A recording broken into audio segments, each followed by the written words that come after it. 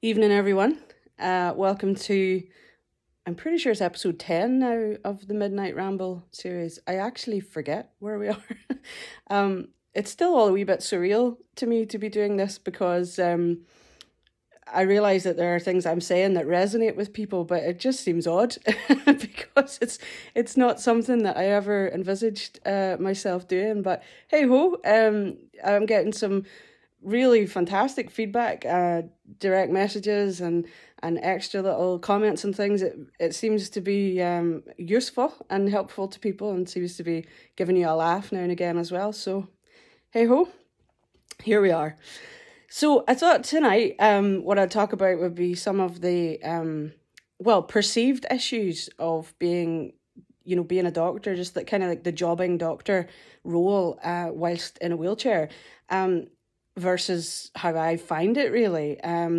So, oftentimes when you say to people you're a doctor, you do get a bit of a, that kind of cartoon double take, they really don't think that you're being serious. However, when I'm at work and I have my stethoscope around my neck and my ID on, I am not questioned. There's no, patients just accept that I am who I am, and patients on the whole are very receptive to allowing you to do your job.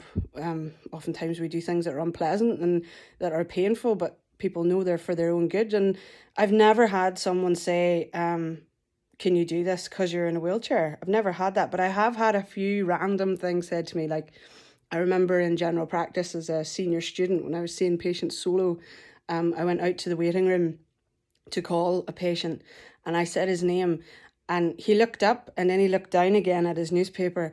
So I said his name again, and then he looked up and he went, me. And I was like, and I said his name, is that you? And he said yes. And I said, well, come on through and I'll see you before we both see the senior doctor together. And so he looked really shocked. And as he came in then, he said, whoa, right, okay. Well, I suppose they have to let you guys have a go at everything these days, don't they? This is quite an old chap, I must say. And my instant reply, which was a wee bit naughty, was, oh, only on the people they don't like.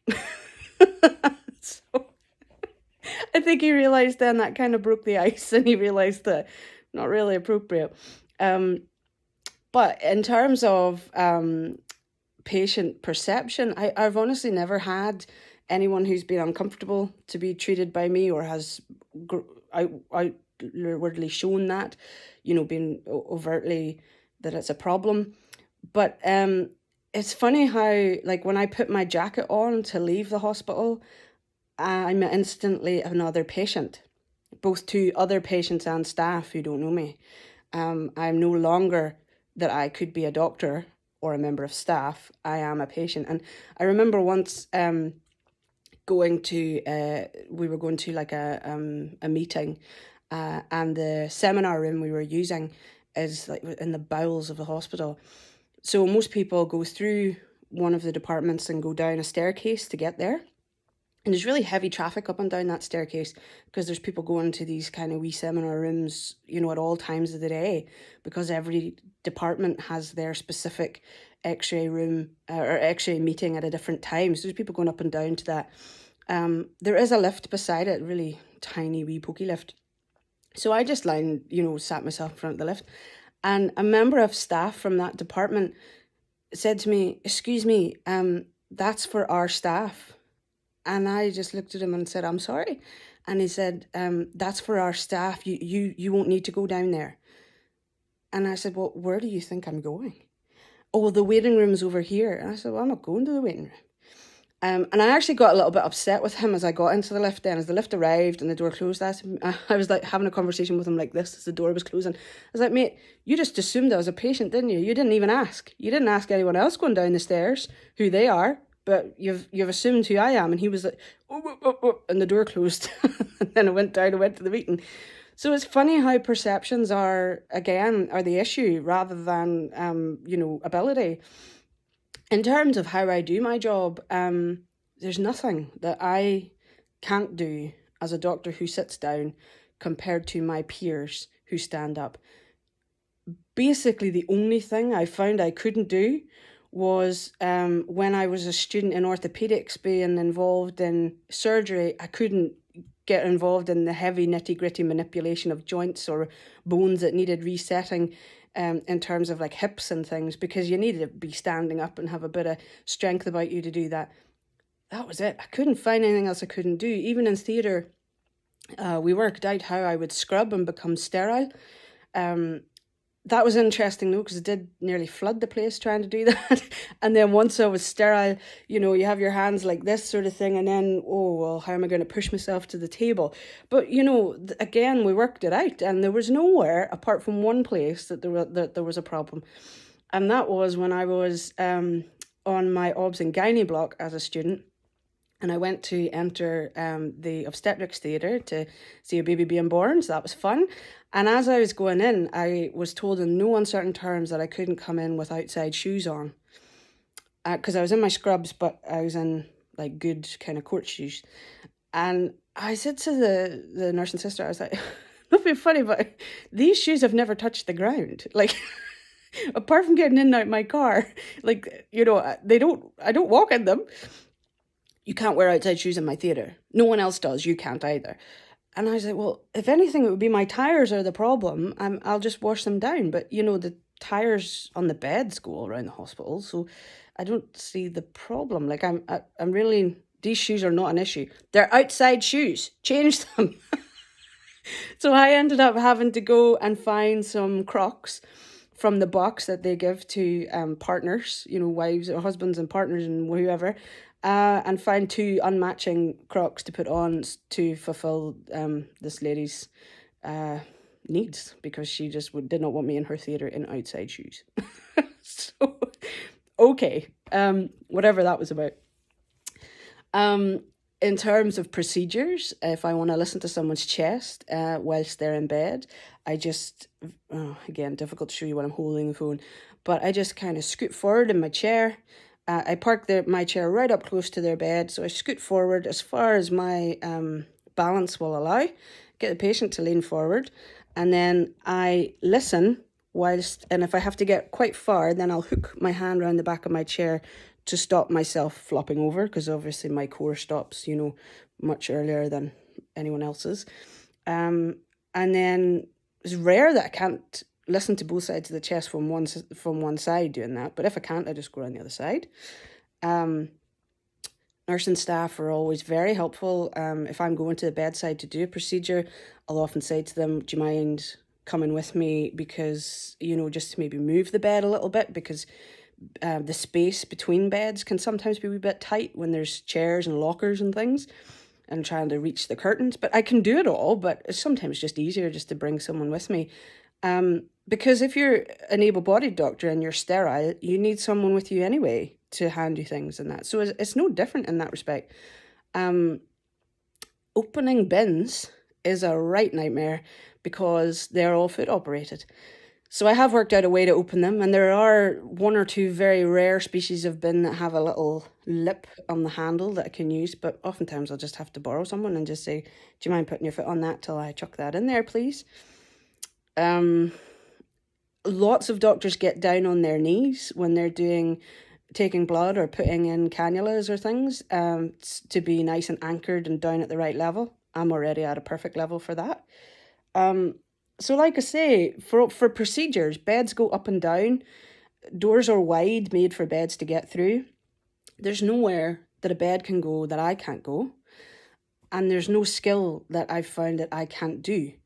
I can't get to the loo very easily because, unfortunately, the building the way it was built, 1960s, 70s building, the staff areas were demarcated by narrower doors to sort of make out that they were like not for public use. I can't get through there, so I have to use the patient's loo, which is a wee bit annoying, but there's no way around that really. It's just the built environment. It wasn't changed. Wasn't built with wheelchair users in mind. And yeah, it's really all about, again, back to attitudes and perceptions. It's not about the practicalities of the job. Even things like if you want to use a tendon hammer, the big long thing with the little round bung on the end. You need to have a bit of a swing to that, and you sort of hold the joint as you do it, and that can be difficult on like a leg or something, with a big long stick. So I just use a smaller but still perfectly weighted tendon hammer that I carry in my bag. So that means I can do it if I need to do it. So just find a way to do everything. There really is nothing that I've thought, gosh, I do not know how I'm going to do this. I remember once as well, it's sort of back to perceptions again. That really is the only thing.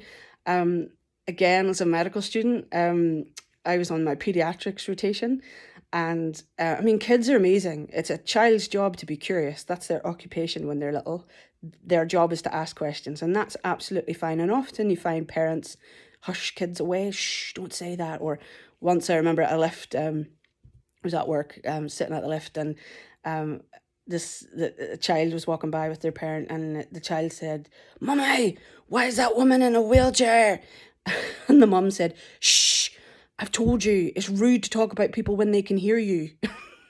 So, that's often the issue, is that they're hushed away rather than, them being curious. I do not mind children being curious. That is their job.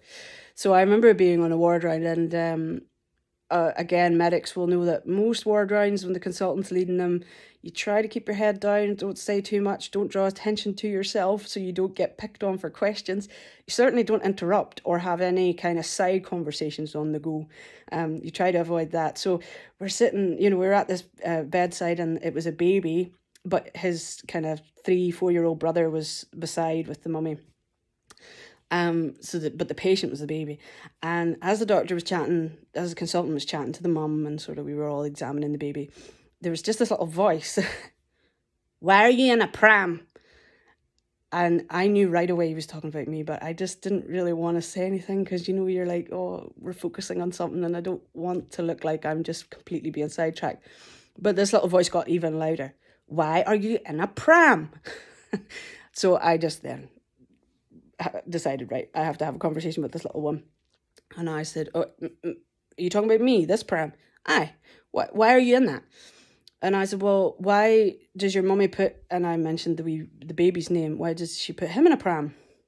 "'Cause he can't walk." And I said, "Well, that's why I'm in a pram." "Oh, cool." And that was it. And we just moved on to the next patient, So again, I really cannot think of a thing that I could say to you, like, "Oh man, I struggle with that," or "I'm not going to do that kind of medicine because it would be too difficult." Probably to make life easier for myself, like I just said, I'm not going to be an orthopedic surgeon. I'm not even going to be a general surgeon, because scrubbing and things like that, it's difficult. It's a wee bit more of a faff, is the way to put it, rather than it being impossible. But as for ward medicine or general practice or anything like that, it's totally doable. There literally is nothing. So if there's anything you can think of that you want to ask me how I do, shoot for it and go for it, and I'm sure I'll find a way. I'm sure I've already found a way to get by the whatever perceived issue, because there were a few at the start that I had to sort of prove to kind of higher ups that I could do, but it was very quick to prove that I can do this and there's no problem. So yeah, that's how you end up doing medicine in a chair, and why I'm in a pram.